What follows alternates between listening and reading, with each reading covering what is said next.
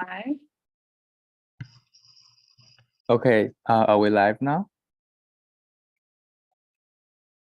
Yes. Okay. Hello, everyone, and good afternoon. Welcome to the panel titled Organizing for Public and Just Education, Conversations with Migrant Students United. And I'd like to first thank people who are behind the scene working tirelessly to put the programs together this year. I want to thank Pro Bono for offering ASL services for this panel, and I'd like to thank all the panelists who agreed to be in conversations with each other. I'm your moderator. My name is Ian. I am a PhD student at University of Toronto. Also, I organize with No Pride in Policing Coalition. I would like to first start by acknowledging the land that I'm on as a settler. It has been the traditional territories of the Huron-Wendat, the Seneca, and the Mississaugas of the Credit. The place I speak from, Toronto, is part of the Treaty 13 territories. And to think and to know more about the histories, I encourage you to buy books such as A Treaty Guide for Torontonians and Indigenous Toronto Stories that Carries the Place. So I'd like to first do some corrections in the posters while through reading everyone's bio. So I will start with Chun, who is a second-generation stateless Chinese from Brunei, currently living on unceded coastal Salish territories. During his time as an international student at Simon Fraser University, he was deeply involved in student advocacy, climate action, and migrant rights. He played a pivotal role in Simon Fraser University 350's 8 long year campaign, where they successfully pressured Simon Fraser University to fully divest from fossil fuels. Wei Chun remains active with Migrant Students United at Simon Fraser University, a grassroots group of former and current international students and workers advocating for their fair rights. He currently works at Solid State Community Industries as a co-op community organizer, supporting racialized and immigrant people in Surrey, British Columbia, in building worker cooperatives and social enterprises. And welcome, Wei Chun. The next we have Anwaar. Anwaar Baobeid is a research and policy analyst at the BC Health Coalition, not BC Health Alliance. She holds a Master of Public Health from the University of Toronto, and her research has spanned various topics such as access to healthcare for immigrant women and gender diverse individuals, and promoting equity-oriented healthcare in community health centers. As a settler on Turtle Island and former migrant student by way of Yemen, she is deeply committed to health equality and social justice as guiding principles in advocating for equitable access to healthcare for all. Next, we have Sarom. Last name spells RHO. Sarom is an organizer with Migrant Workers Alliance for Change, a workers' organization with a membership of migrants in farm work, care work, and all low-waged works, which includes international students, refugees, and undocumented people. At Migrant Workers Alliance for Change, she coordinates and organizes with Migrant Students United, a group of current and former international students who are coming together coast to coast to fight for justice. And then next we have Vedanth Govi, who is a PhD candidate at the Department of Anthropology, York University. They are a graduate research associate at the York Center for Asian research. They're interested in tracing how international Punjabi students exist within the larger infrastructure of internationalization and Canadian higher education. They take their migrant justice focus on organizing as well by agitating alongside their comrades at Migrant Students United. And last but not the least, we have Harshill Dhingra, who is a migrant student worker leader and member of Migrant Students United and the Migrant Workers Alliance for Change.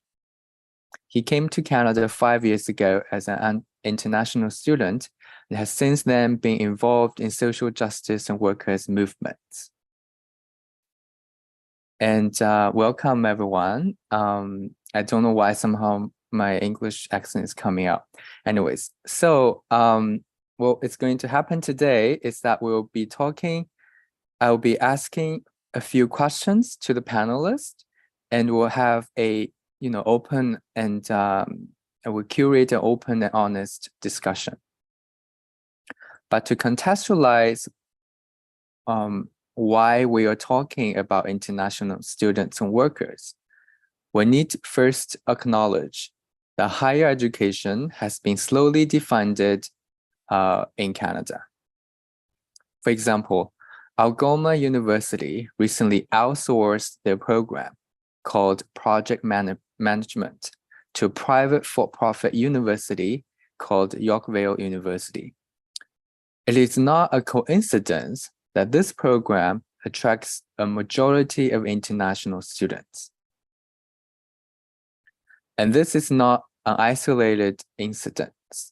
It is very clear to us that international students are bearing the consequences of defunded education. Universities, provincial and federal governments care less about international students who were recently blamed for the housing crisis. So all of us felt it is prime to center international students' struggle beyond immigration and consider the broader context of social abandonment that organizes the so-called liberal democratic education in Canada. So I'd like to ask, because I'm also curious, that what kind of challenges for international students you have observed in your own college, university, or through your advocacy work? And whoever wants to start, please start.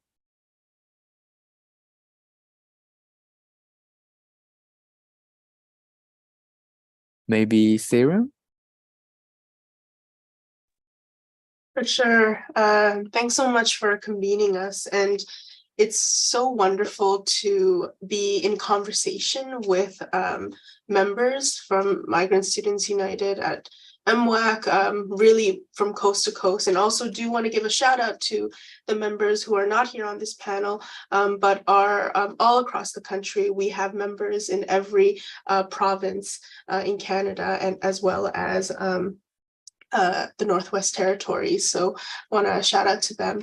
I think that this is the fight against privatization, the fight against an immigration system that is continuing to bring in people on temporary study and work permits and deny us the same rights and protections on the basis of immigration status is actually a shared fight.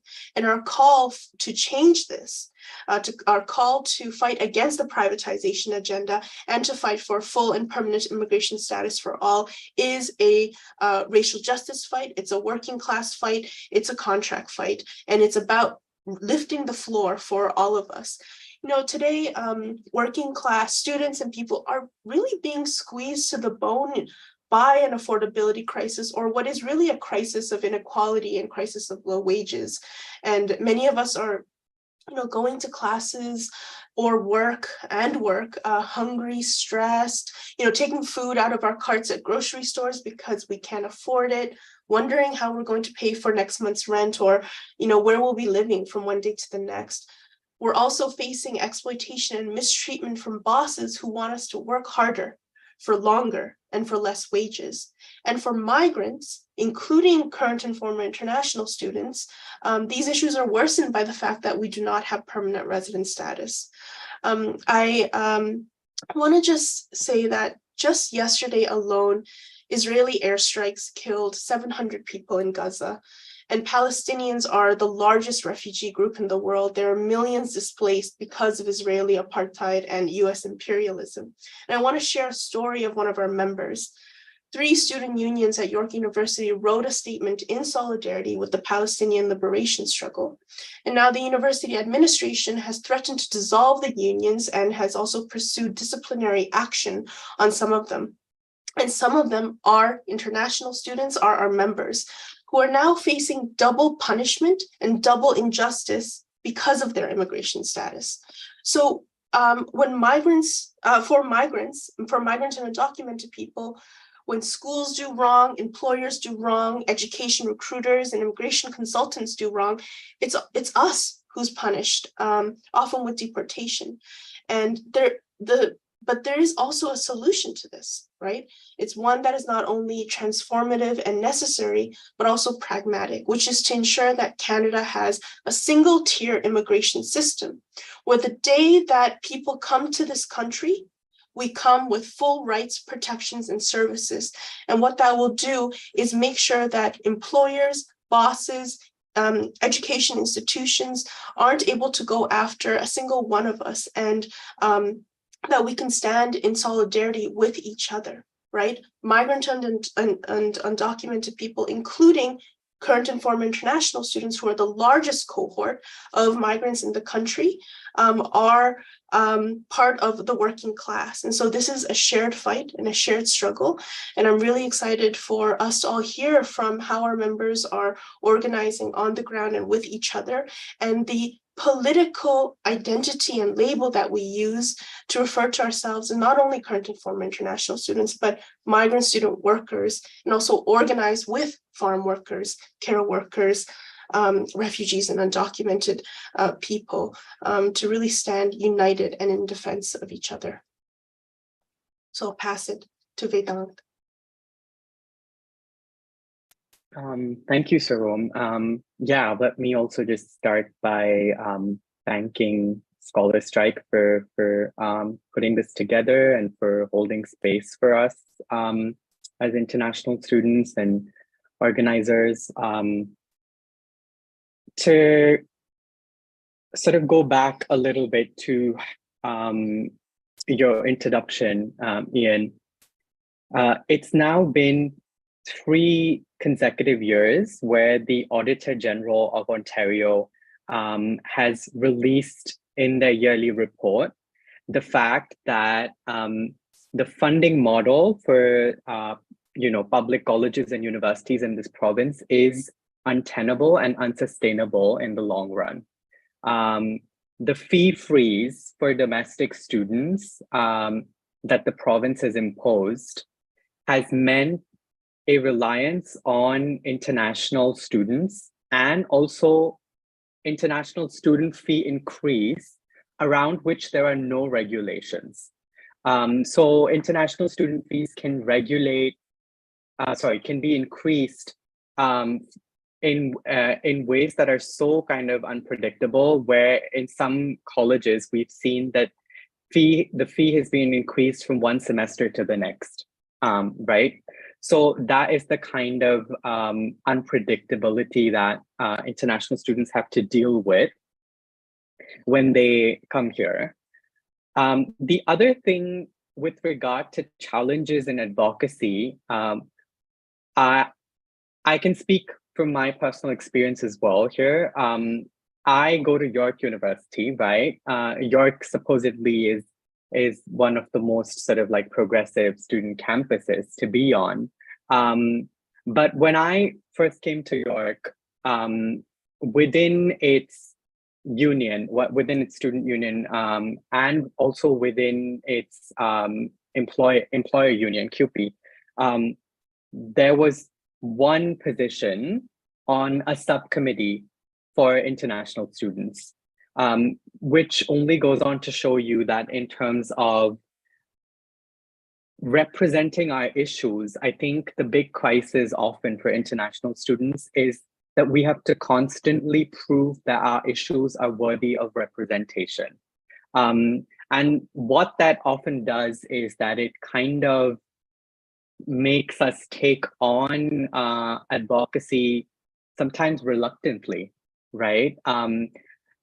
Because I think it's important to also, in some ways, to add to what Sarom is saying, paint a picture of what migrant student advocacy looks like. And it doesn't look like what kind of progressive advocacy can look like in like progressive leftist circles in the province. You know, none of us come from like, and having organized alongside a lot of the people that are on the panel today, I can't speak for at least some of them. We don't come from families that, you know, have been like card-carrying union families for generations upon generations. You know, a lot of the work that we have taken on really is being because there was really no mechanism that was made available to us to make our issues frameable and representable to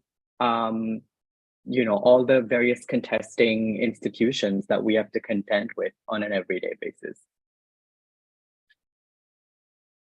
Thank you, Vedanth. And I'd like to hear more about what's happening in BC. So maybe Chun and Harshill and Anwaar.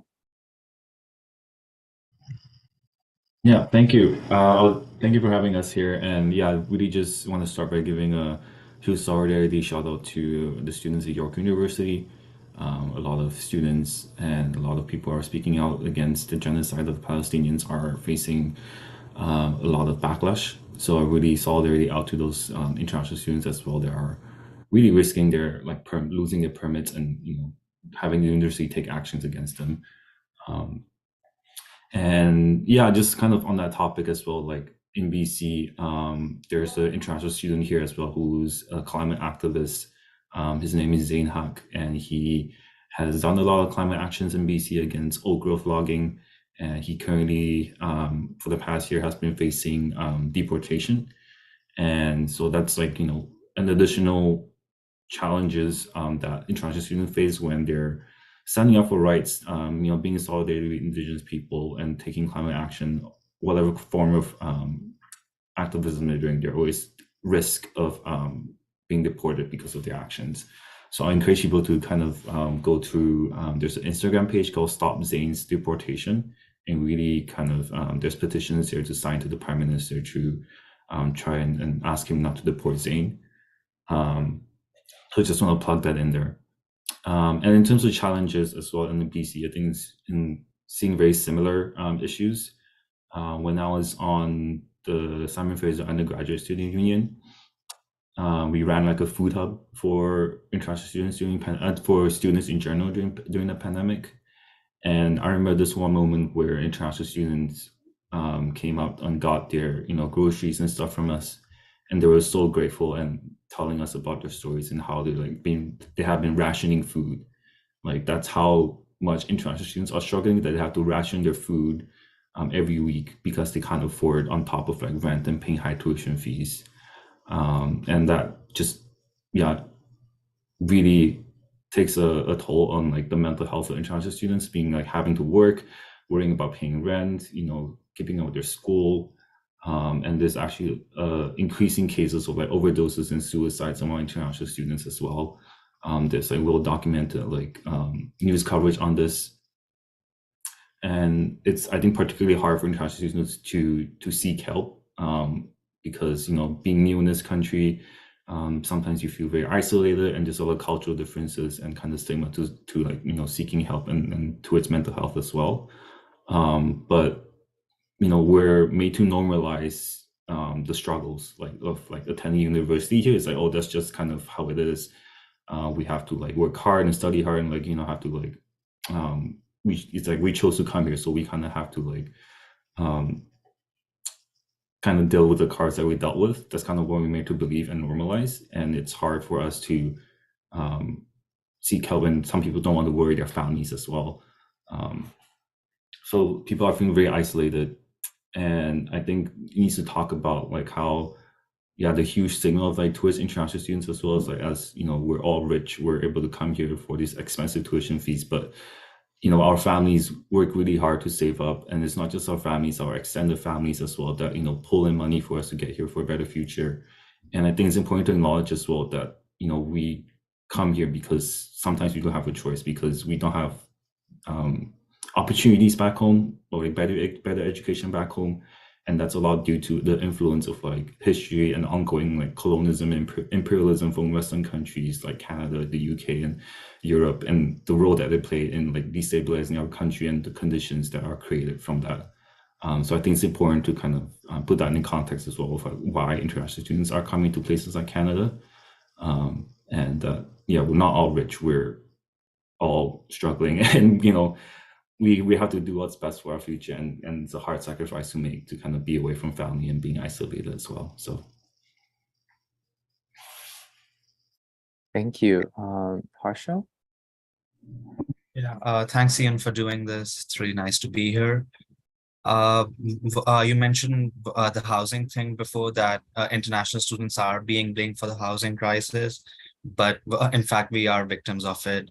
I've met so many students the past couple of months. They go to college in downtown Toronto, come from Scarborough, even Peterborough in some cases, travel 2 hours one way. And that's when they almost sort of give up, that there is no alternative but to be like this. And they then internalize the blame on themselves. I mean, we're all international students. It shouldn't come as a surprise to any of us, you know. Then you read those articles and you feel that somehow you're causing the problems in this country. And that fear, that internalized racism you have when you walk out on the streets, you know, that's when the ugliness of it shows, basically. And it's a different set of problems for people on study permits and then on work permits. It's like so much similarities, but so much differences as well. Talking about the 20-hour work limit, students work more than that on cash and stuff, and then they're afraid to speak out against the employer. For work permit, it's people don't want to give up their job if they get a good job, even though the employer is treating them bad. And I was in a similar position too. And I finally made up my mind after a couple of months, you know, that it's not affecting my mental health in a positive way. So I should just leave this job, even though like I'll find something else forever. There's in terms of housing too, I had a friend, and they were looking for houses, and the landlord asked for, I think, 6 or 8 months rent in advance, because the international students don't have a credit score, they don't have references. So the only way is to pay a lot of money in at once. And students do that. And when they tell other people about that, the reaction is, oh, you know, you're so rich. But the reality is there's so much money coming from back home, and our parents are struggling over there. And then all your effort is to find a job to pay that off. And it's just that helplessness one enters into as an international student, because at the school or college, you're afraid to talk about anything related to immigration. You're only concerned about your course material, basically, and your life situation. In terms of immigration, you're very afraid to talk. I mean, you can go to seminars and information workshops, but nobody talks about, you know, the real immigration situation underneath that, the high PR scores or the arbitrary policies which reduce ourselves. And the effect of that is students are in competition with each other. Like how Vedanth was saying, our organizing, you know, it's not like we come from a history of socialist families or anything like that. Like, it's the organizing for international students, it's ugly. People don't want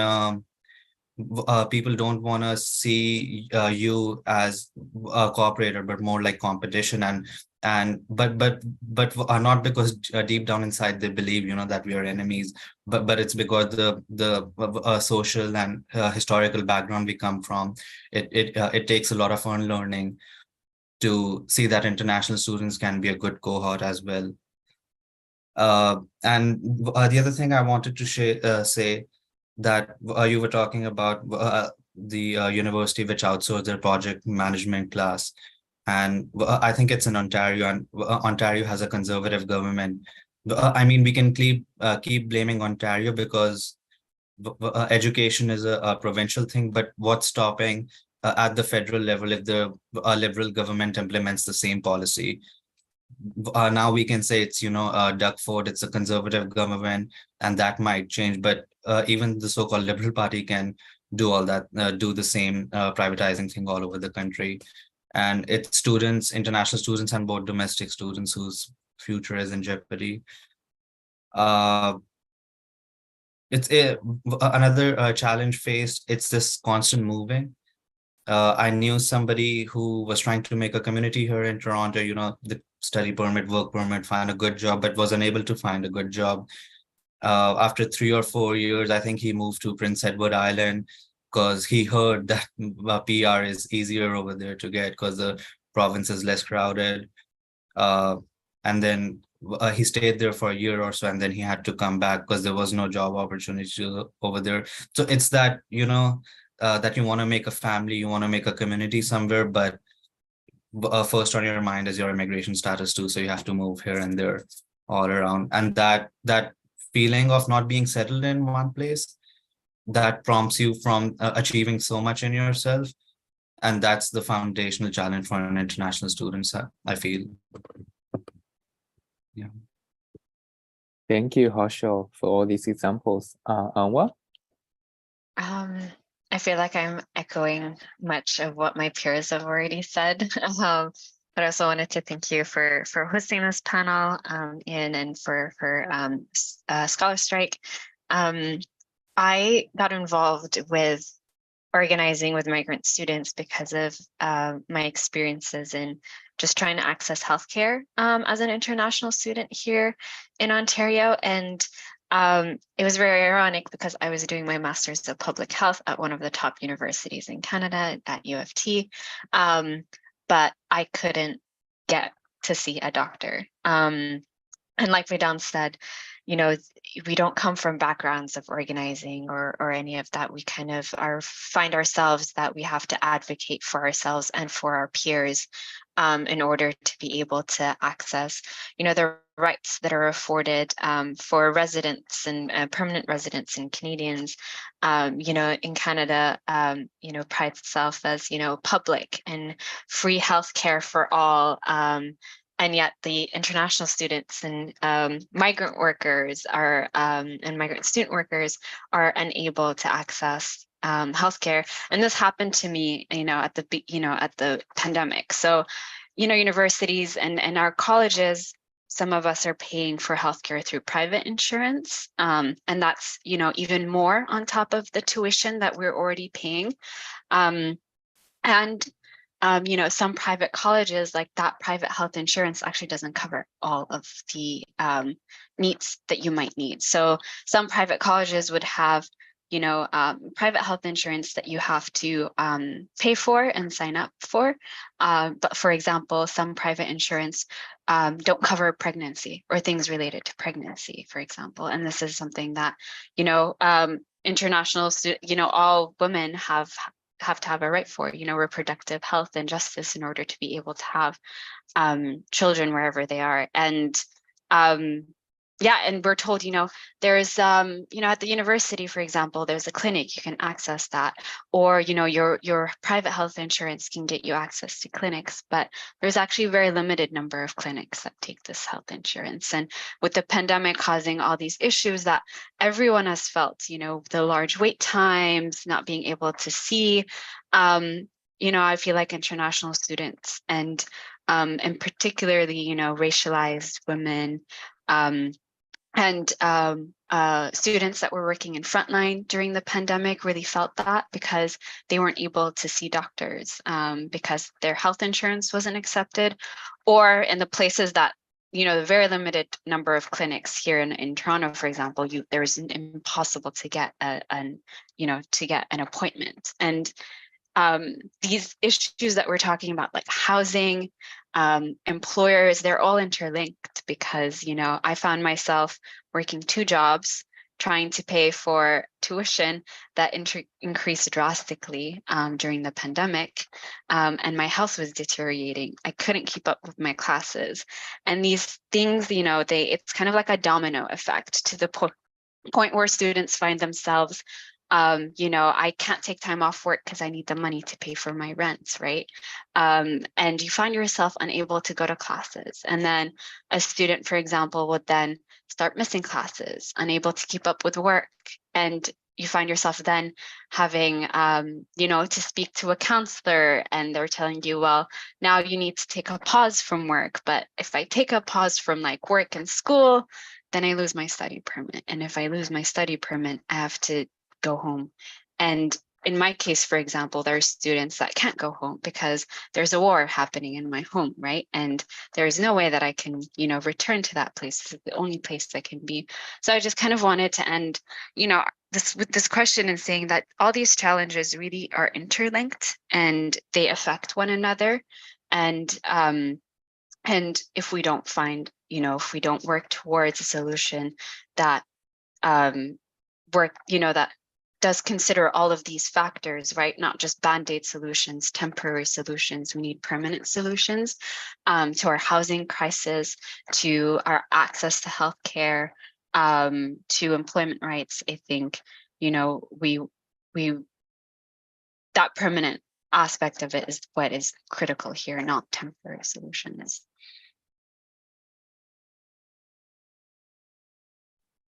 Yeah, thank you so much, Anwaar, for that. I mean, it seems very clear to me, at least, these are social structural issues that impact not just us as international students, but as people who are living through this economic crisis. I wanted to ask if you can speak, if you can speak a little bit about how you have been organizing in your own college and universities, and what does that look like, and what kind of initiatives you have organized together. So I guess maybe Sarom, if you want to start with a kind of a more national picture of what that looks like. For sure. Maybe I'll tell a quick story.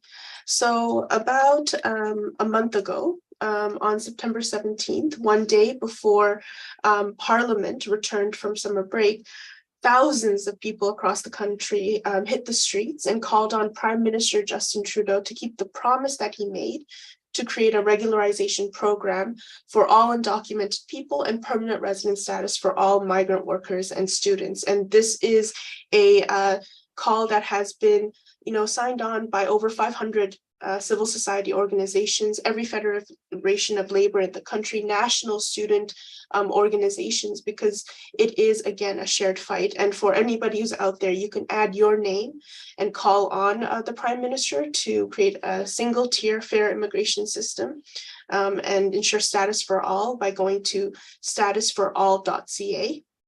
But and you can do that right now and share it widely. It sends a letter to people who make decisions, right? In Toronto, I was in the rally where more than 2,500 people gathered and rallied through major arteries in the downtown core, and added one of our Migrant Students United members shared his story of fighting for his unpaid wages. And this summer, he bravely led a picket outside of his former employer's workplace to demand the wages that he is owed. His employers were paying him $10 an hour. He was working long shifts, 12 to 14-hour shifts, and he was being paid far less than minimum wage. And it happened because they knew about his immigration status. He was attending a college, but because of expensive tuition fees, he was no longer able to pay, and he became undocumented. So even as, and the story of wage theft among migrants and among current and former international students is so commonplace. And there are policy decisions that facilitate this. One of them is a cap on the number of hours that international students can work on their study permits. Off campus, international students can only work 20 hours. Of course, Migrant Students United organized for years to call on the federal government to remove this restriction. And last year on October 7th, we won a temporary public policy change where it meant that more than 500,000 migrant students on study permits were able to speak up against bad bosses, leave bad jobs, speak up when they weren't getting paid or were being abused or mistreated by their employers. It gave migrant students the freedom to make their own decisions about when to work, how much to work, and where to work. Now, this was a major step forward, but that public policy is set to expire at the end of this year. It also included another section of of international students. So right now we're in a situation where there are two tiers of study permit holders, those who have more rights and those who have even less rights. And it's creating division.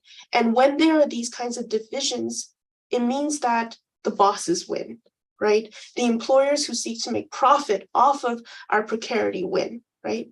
But what's happening right now is that across the country, international students are calling for, again, a permanent removal of the 20-hour work limit, right? Coming together to have conversations, right? To fight against these divisions and stand united in our call to remove these unfair restrictions on work.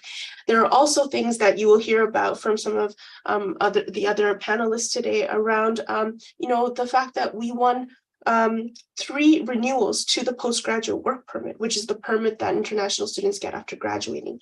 This is a time-restricted permit and it's non-renewable, which means that you can only get one once in your entire lifetime. It ranges from anywhere from 8 months to 3 years. And during that time, migrant student workers have to complete very difficult requirements for permanent residency. And that is very stressful. And in many cases has, as Wei Chun said, it's become a matter of life and death, right? Because many of us can't go back home. Many of us are forced into extreme crisis. And many stay and become undocumented. But we won those changes by coming together. And of course, migrant student workers fight with other migrants to call for permanent solutions, which includes permanent resident status for all of us. And then there are, I think, just generally, we're seeing the effects of privatization in not only healthcare, but also public post-secondary, right?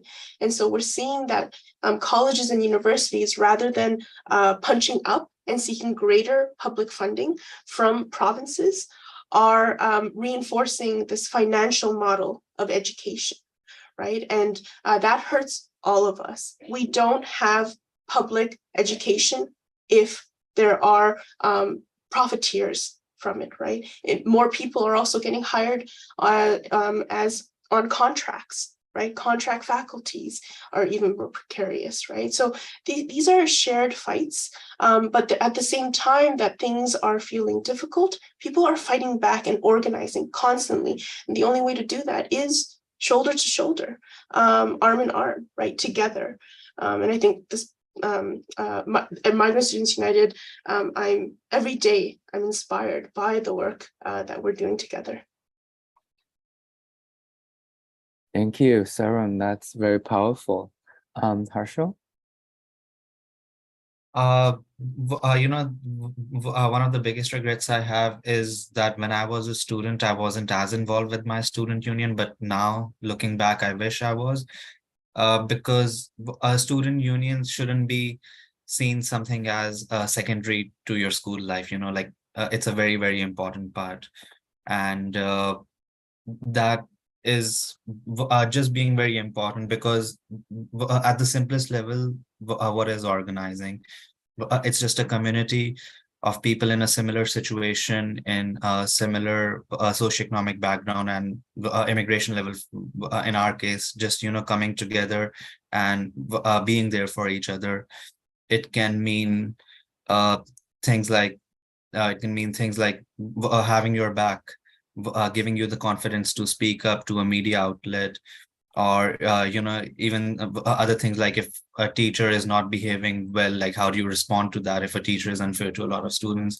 The other day I met somebody and they said the teacher didn't allow any electronics in class for 3 hours, and students were really struggling with that. And when a couple of students tried to speak up, the teacher like shouted back in a bad way. And so then but a couple of students came together, 10 or 11 of them, and then they went to the dean to tell about it, and after that electronics were allowed in the class. So like at the simplest level, organizing is that, and that's what we're doing. One of our members had a problem with their student union in York. We have that back, and they're not being quiet now about their stance on the Israel-Palestine situation. It's because they know they have a supporting community back of us. Organizing also means that you're learning more about yourself. When we do intersector organizing, and the moment a migrant student and let's say a migrant farm worker start talking, they get into a conversation, like that's one of the most beautiful moments, because each of the side is getting to know more about the other person, but also about themselves. That end of the day, our temporary status in the country is similar, and students have our society has made this international student stereotype, very rich and like almost like foreign exchange students. But that's not the case. It's like we're more closer to low wage work and the working class people. So getting to know that about ourselves. In terms of the victories that we have gone, like the PGW work permit extension, the 20R, it was for the work permit extension. I remember a couple of students, I'd say at least 2025, all of them, their work permit was about to expire. They went up to the immigration minister as soon as he came out of a public meeting and just confronted him, what about us? When are we going to get our extension that we deserve? So that's another form of organizing. Organizing also teaches you, like you don't just fight when you're in a bad situation. You're always there with other people, with your own people, basically, and also other solidarity causes which are related to yours. Yeah, that's all. Thank you for that wonderful essay. Almost, Vedanth? Yeah, I'm continuously inspired by the people on this panel. And I think the first step that of sort of like bringing people into the kind of organizational fold definitely does begin with some of the contestations that Harshill and Sarom have both sort of outlined and highlighted, because even as we're experiencing in the context of the Israeli genocide, settler colonial genocide project, language is a key tool to kind of regulate power, right? And that's true even in the case of these universities and colleges. When you talk about public education, right, I think there is very little probing of who's included in that public and who's excluded. The burden of Canadian public education falls upon the backs of international students. So public education and advocates for public education stand on our backs. But it's not something that gets highlighted often. In Canadian public media, we're often the language around international students is constantly framing them as cheating subjects, right? They're cheating the immigration system, they're cheating their work permit hours, they're constantly cheating this requirement and that requirement. And again, going back to what Anwar said, which is that, you know, there's a problem in internalizing education merely as a choice. You know, like international students and their lives are shaped not just because they chose to come to Canada, but also shaped by all of these other actors that they encounter, both on their way over here and once they're here. So like our lives are shaped by the recruiters that went into like the hinterlands of Punjab, for example. It's a context that I'm familiar with, so I can speak from that context. Where they were promised things that don't materialize, right? It was also shaped by all the, you know, international orientation events, where again, colleges and universities promise them, you know, certain things, certain benefits of being at those institutions, which again have not materialized in most of their cases. So the question really is why isn't the public education sector being framed as a cheating actor, right? When year after year we're seeing colleges in this province file for bankruptcy, not return fees to international students, over-enrolling beyond their capacity, and then not giving students their study permit to be able to come here and get enrolled in classes. Those are issues that have become very, very commonplace. You know, colleges in this province constantly file for insolvency. So it really does sort of should rather beckon the question of who's the cheating actor here, really. That's the first question. And I think when you're kind of organizing, you have to start with really contesting some of the things that you're being told about yourself. And that are sort of being also, there are things that you hear about yourself at every instance, right? So you're really bombarded with that characterization. And then the other thing, of course, is that so much of organizing is about horizontal solidarities and building horizontal solidarities. Because like I said, you know, in the language of the university, education is supposed to be a vehicle of mobility for international students, right? It will turn them into future citizens of the settler colonial state. It will turn them into model minorities for multicultural Canada. But so much of organizing is to show international students that we are indeed, like Harshill has pointed out, we're closer to our brothers and sisters who are farm workers, who work in the care worker industry, who work in sex work.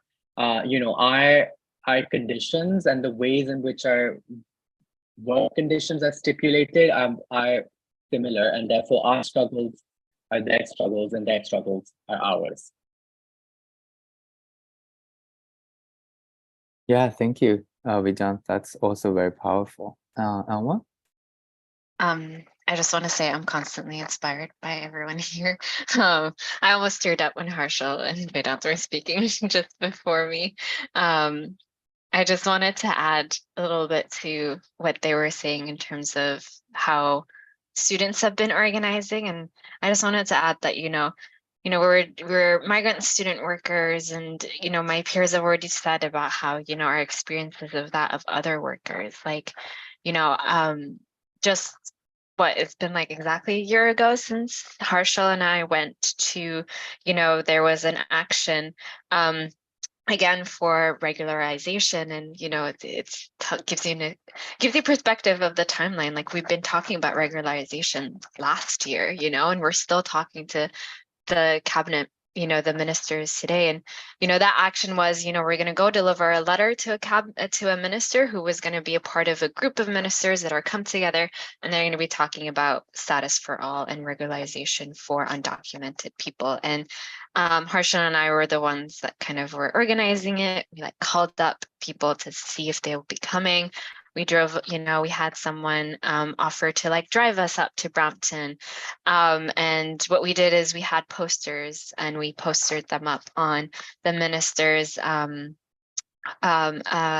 Kara's office, just on the windows. And me and Harshill started postering, and then you look to the side and someone shows up, and it's a farm worker. And then you look to the side, and then it's actually, current students who are actually, not international students, they're Canadian students who heard about it and wanted to learn more. And then you have, this mother that came with her child, with her younger kid, and was like, I'm a mom. I really care about this stuff. If you guys need anything, let me know. And I think it's just in that moment where I was seeing, people from multiple backgrounds, from multiple walks of life, workers, students, mothers, immigrants. We're all just coming together. It was a small group of us, just putting posters and asking for status for all. So I think that moment for me really puts, it's a moment where I was like, this struggle, us students organizing is also us organizing for our fellow migrant workers, for our fellow undocumented folks. But also, I think it was a moment where I was looking us students organizing, it isn't just international students, right? This is an issue that impacts Canadian students as well. And the fact that, public funding is being cut for their education. And it's also for me, when I'm talking about healthcare, we're talking about privatization of healthcare. And you can see how, if we were to privatize healthcare, we see that in how international students access healthcare here. And it's not just an issue that students will be impacted most by, it's also other settlers here in Canada, and how they will be impacted. So I think it's also just seeing it organizing as happening across issues, and not just thinking that, we're international students. I welcome all students to come and organize with us.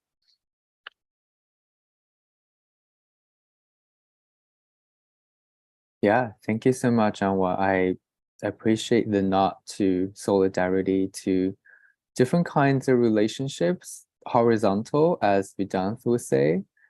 And I think this is a good segue for our last question, which is, there are two sides to this question. First is what kind of solutions and futures you'd like to see. So we've talked about the permanent resident for all, regularizing everyone, but beyond that, what kind of other solutions and futures you would like to see?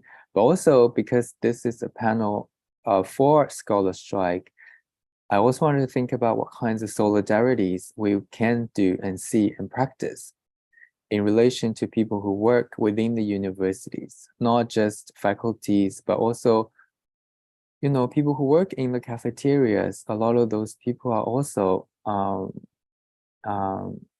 migrant workers. I was just very recently at U of T and getting a coffee from Starbucks, and all these migrant workers from the Philippines were chatting. I was chatting with them about their experiences. So I think thinking about the university, as a side of struggle, but all these other horizontal relations that we can actually see in our everyday life, moving through the college campus or university campus, or moving through our life in general.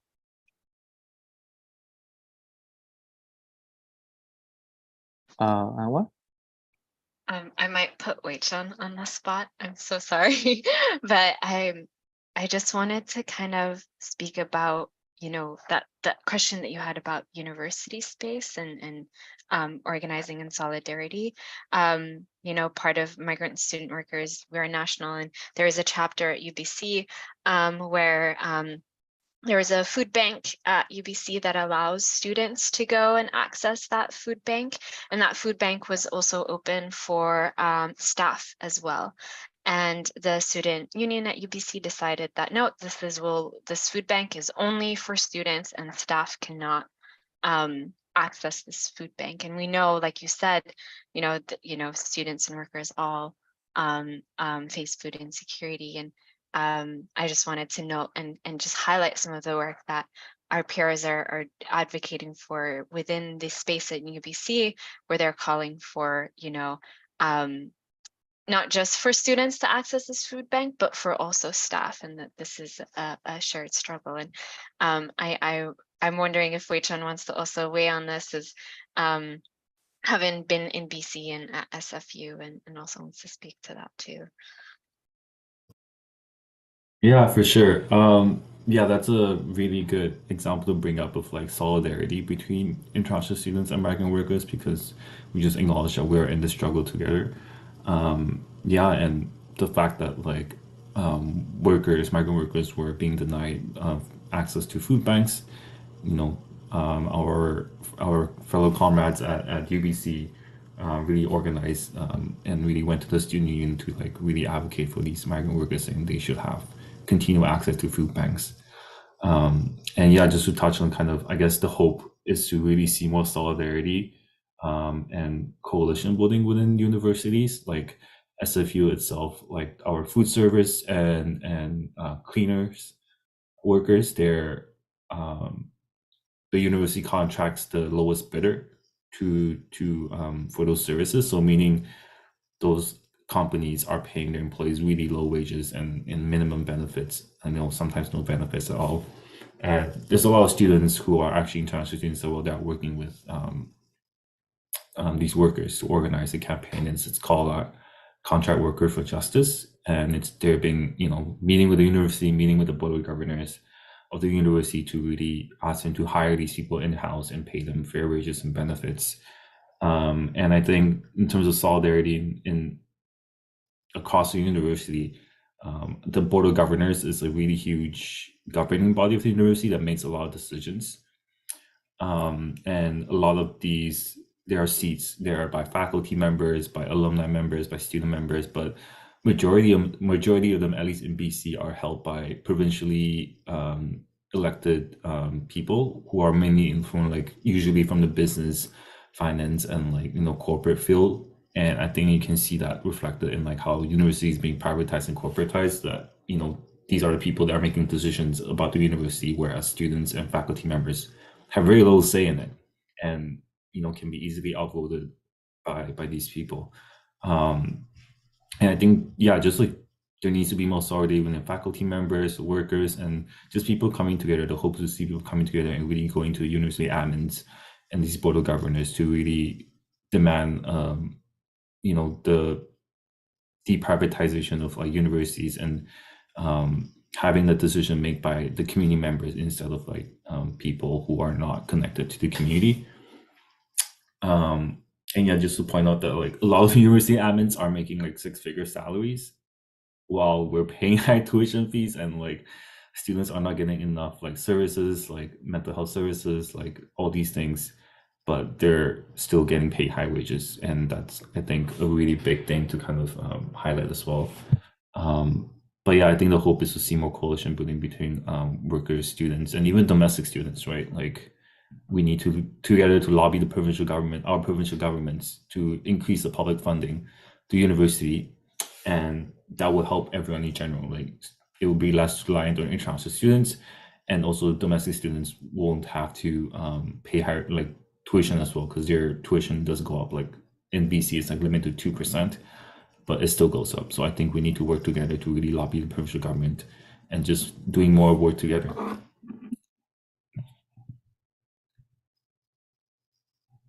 Thank you. I can jump in. And then would, just love to hear about, what is the future that we want to see? What is the future that we are collectively fighting for? We have the Migrant Workers Alliance for Change has something called a fairness agenda for migrant student workers. So as we've discussed, one of the biggest mechanisms to bring in migrants is through what's called the International Student Program. And this panel that we're doing today is on social abandonment. It's about organized abandonment, which means that these are policy decisions, right? That people are making, and they also mean that we have the power to unite and change and make decisions of our own, right? And so the fairness agenda for migrant student workers is a comprehensive set of demands that have been shaped by over 5,000 current and former international students. It has been endorsed by over national student and labor organizations that represent more than 500,000 people. And at the same time, we need a lot more. So if you are an international student yourself, get involved, right? Let's organize together, right? The Migrant Workers Alliance for Change is a place where you can meet with others like you. We can fight for the things to improve our immediate and long-term immediate situation and long-term visions of the world that we want to live in. If you are faculty, let's stay in touch to talk more about how we can challenge this privatization agenda. And also specifically on campuses, think through key demands, right? There are some key demands that are important, and Wei Chen has kind of already touched on this, which is that tuition fees are going up, and in most provinces are skyrocketing for international students. In most provinces in Canada, there is no legislated cap on how much international tuition fees can increase. So for example, a university in BC just last year wanted to spike international tuition fees by 20%. We're talking about tens of thousands of dollars here from not only students' pockets, but also families' pockets, right? So we need lower tuition fees and tuition relief. When students can't pay tuition, they become undocumented and face deportation, right? This is simply not fair. It's punishment, and nobody wants to live in a society where this is happening, right? We also need very specific things like access to scholarships, bursaries, or funding supports. For many of our international graduate students, most are unable to access scholarships because they require scholarships and grants because they require permanent resident status. And so this is not just about money, but also your ability to engage further in your studies, right? This is a huge detriment. There's also we need cohort pricing, right? Because fees can spike anytime. It makes it very unpredictable. In addition to these on-campus demands, we need federal changes, including removal on the restrictions to work, so that simply migrant student workers have more power.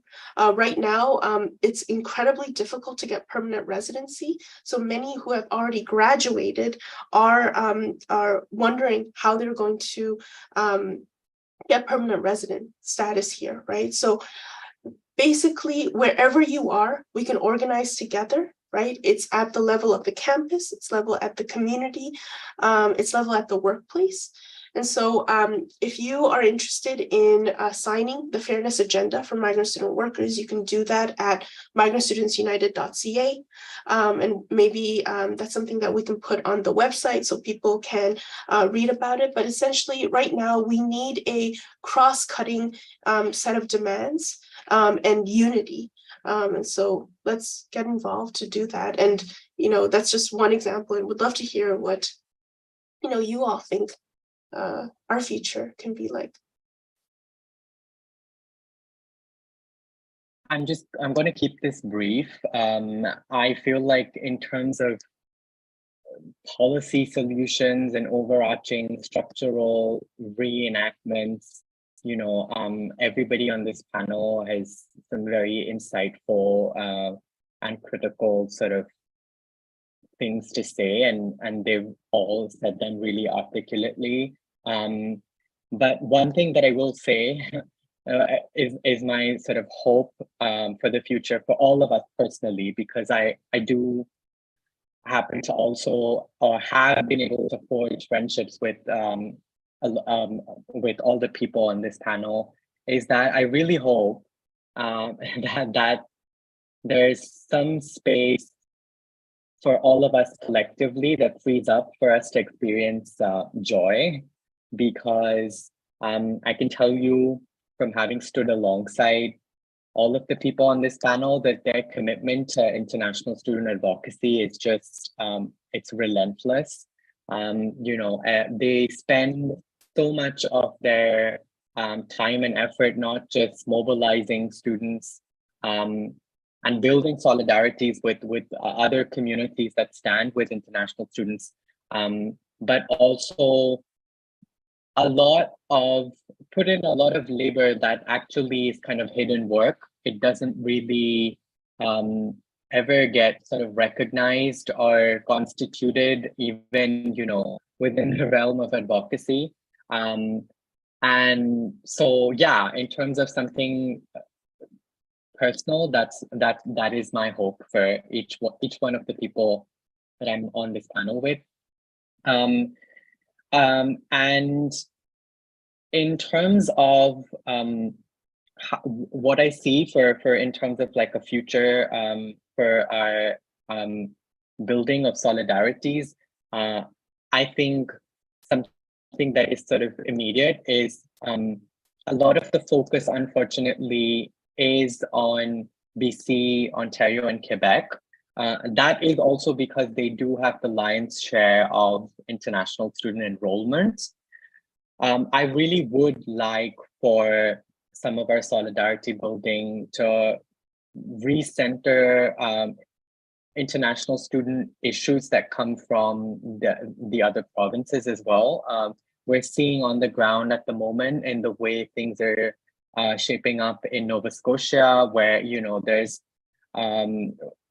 like everyday hostility towards international students because of issues that are completely really beyond their control, and have to again go back to issues of budget cuts and over enrollment.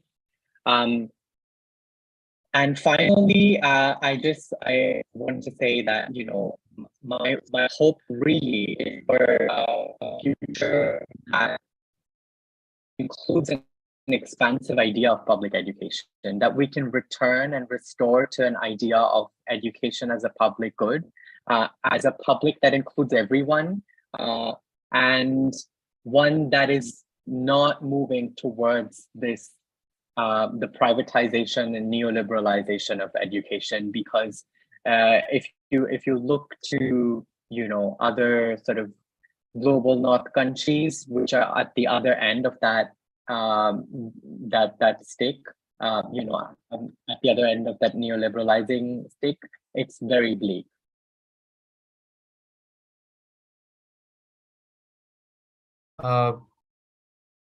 I also want to add something. You can't really talk about migrant student future without considering the possibility of work as well. So I want the employer to not see us as disposable people. Oh, I need somebody for 2 weeks, maybe I got 10 international student resume, I'll just contact one of them. Like, I want us to be seen as strong, powerful workers who have our own rights. And it's not the future is not really sweet and rosy where everybody will be assimilated in the Canadian society so easily. There will always be problems and conflicts, but the first way of removing that is to ensure that we get our rights as everybody else. Because once you're when you're temporary, you don't really would want to get assimilated so easily. But once you have your rights, there's a material change in your conditions, and that can help us move society better, and especially for us international students, that is one way to assert our power in for employers, for government, etc. But also this whole public-private partnership, and even before that, there's creating this hierarchy. Even migrant students, international students as well, is that on the top there's the universities, then come the public colleges, and then come the private public colleges, and there's a clear socioeconomic difference between the three groups. And I want us as students to be in solidarity with all of them, that not just having friends or experiencing joy with one particular group of community, but with everybody, regardless of where you go. It's almost there's this competition between these three groups, and if you're going to a private college, public-private college partnership, then you're basically at the lower end. But it shouldn't be like that. It's a social abandonment within social abandonment. Migrants have their own conflicts too, so that's something to solve. Yeah. Thank you, Harshill, for reminding us the hierarchies and intersectional issues within the category of migrant student worker. Anwaar? I'll keep mine very brief so we have time for questions and answers, but I did want to kind of end with saying that I see a future where migrant students aren't afraid to speak about their experiences out of fear of even more social abandonment than what they are already experiencing.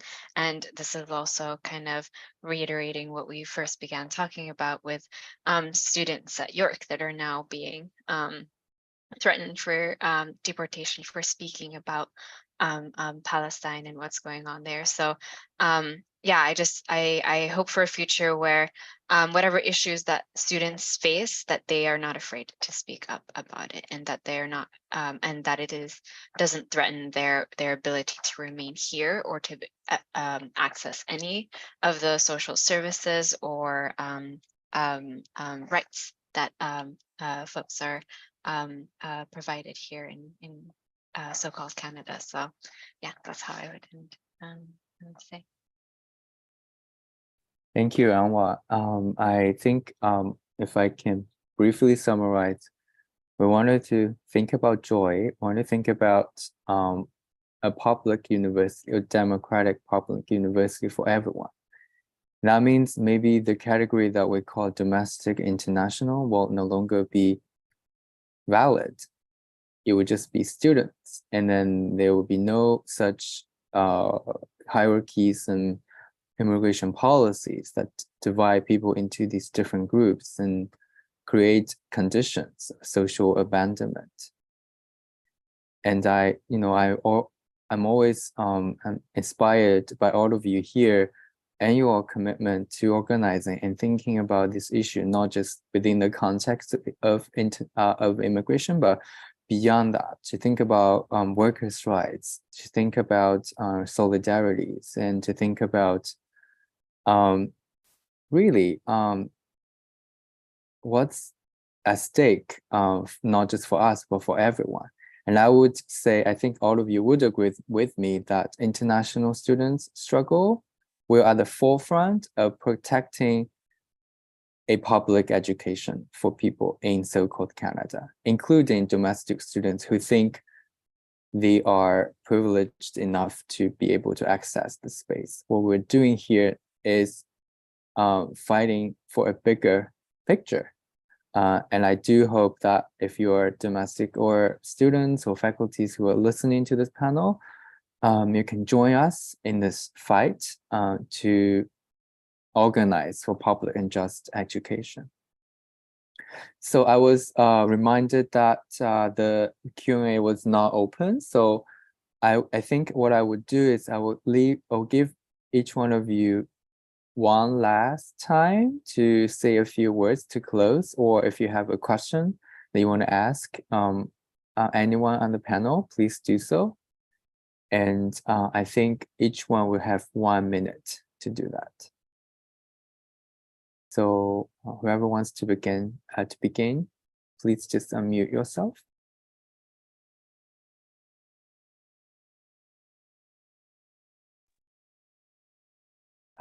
Vedanth, I'll just call you. One last word. One last word.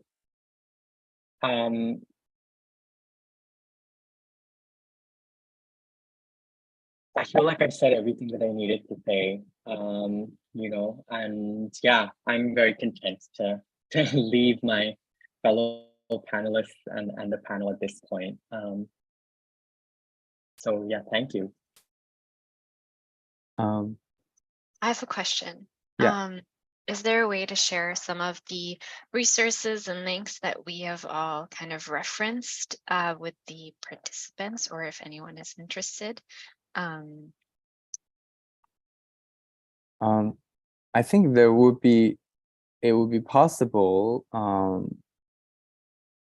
I think maybe through the Scholar Strike webinar or through Scholar Strike website that we can, I guess, post these links to the website. Great. Yeah, I was just thinking, yeah, my last comments was, you know, there's a lot of actions out there right now. One, supporting York students and what they're going through in terms of the unions. Sarom mentioned our fairness agenda. Chun mentioned, you know, stopping the deportation for Zain.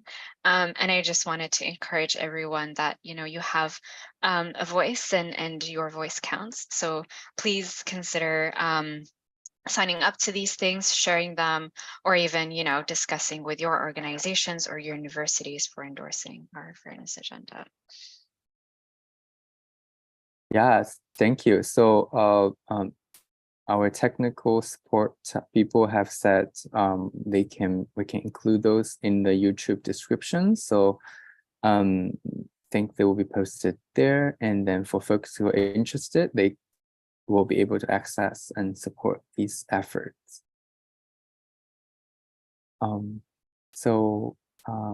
Anyone has any last words that you would like to say? Chun, like to hear a little bit more from you? Yeah, I just want to really thank you guys for having us, and really, yeah, just amazed by everyone here, like the work that they do and how the way they spoke today about other issues. And yeah, it's not an easy thing for us to do. We do this on our free time, you know, unpaid labor and all this, but we know that it's important. And we know that we're fighting for a just future, not just for like us migrants here, but future migrants who are going to be here.